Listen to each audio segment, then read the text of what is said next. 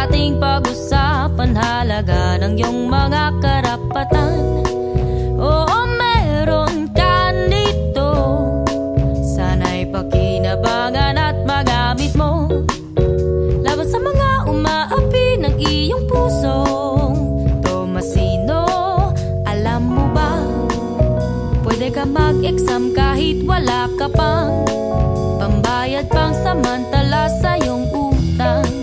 Basta't ikaw ay may balak, pero wag naman itulak, kasi ito ay may hangganan. Ito pa, kung tumaas man ang iyong matrikula, ay dapat lang malaman mo kung bakit ba.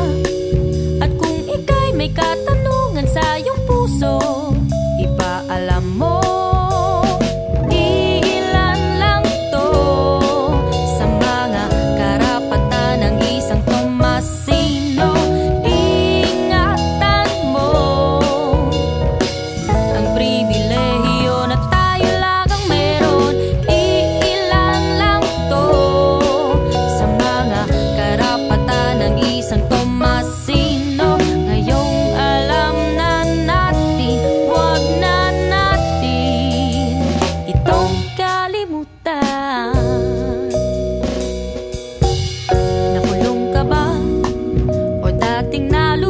Masamang droga, pero ngayon ang mga mali tinama na.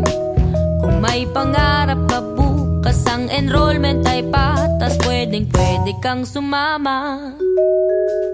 Ikaw ba ay napaibig ng maaga, may dalang isang sanggol, gayon man wag mag-alala. Ang UST ang bahala, hindi ka masisipa, wag ikahiya ang tiyan. Tagilid ka ba? Medyo pa girl, medyo tibum o iba pa, basta't walang ginagawa na masama. Kung ikaw ay mayroong irereklamo, isumbong mo. Iilan lang to sa mga karapatan ng isang Tomasino. Ingatan mo ang pribilehiyo na tayo lang ang meron.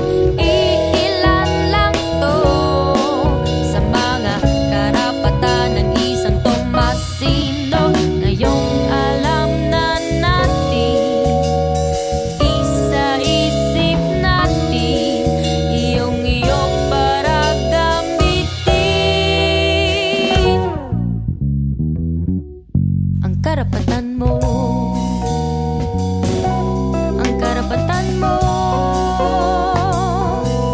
Ang karapatan mo.